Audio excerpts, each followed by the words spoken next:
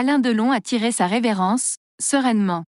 Au petit matin de ce dimanche 18 août 2024, ses trois enfants Alain Fabien, Anouchka et Anthony ont transmis un communiqué à l'AFP pour annoncer son décès. Alain Fabien, Anouchka, Anthony ainsi que Loubo ont l'immense chagrin d'annoncer le départ de leur père. Il s'est éteint sereinement dans sa maison de Douchy, entouré de ses trois enfants et des siens. Il s'en est allé rejoindre Marie parmi les étoiles si chères à son cœur, ont-ils conjointement déclaré dans le document. Lou et Liv, les deux filles d'Anthony Delon, étaient également présentes auprès de leur grand-père qu'elles aimaient tant et avec qui elles avaient passé beaucoup de temps ces derniers mois. Atteint d'un cancer, un lymphome à évolution lente, Alain Delon avait toujours exprimé le souhait de s'éteindre dans le lieu qu'il aimait le plus au monde, sa maison de Douchy, dans le Loiret. Et son vœu a été respecté. Mais cette volonté n'était pas la seule. Le guépard avait également demandé à être enterré dans son domaine auprès de ses chiens et des démarches avaient été engagées de son vivant. Ce dimanche 18 août, le sous-préfet du Loiret s'est exprimé auprès de l'AFP pour en dire un peu plus sur l'avancée de ce souhait ultime d'Alain Delon. Pompes funèbres et gendarmerie sont présentes à Douchy. De longue date, M. Delon avait fait savoir son désir d'être inhumé sur place, à Douchy, NDLR, et il avait engagé en ce sens les démarches administratives. La préfecture du Loiret avait donné un accord de principe. Ces éléments doivent être confirmés par la démarche de la famille avec notamment le certificat de décès.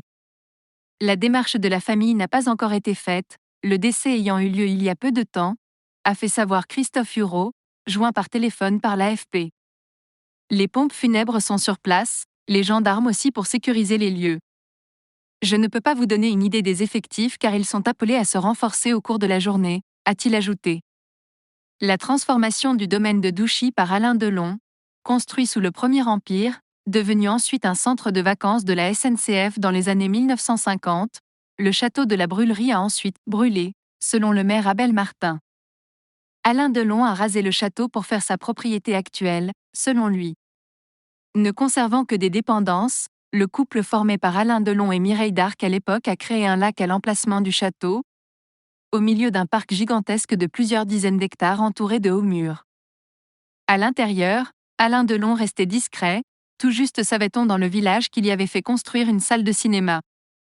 Malgré son installation en Suisse dans les années 1980, c'est avec Rosalie Van Bremen, la mère de ses deux plus jeunes enfants, que l'acteur s'y installera à nouveau.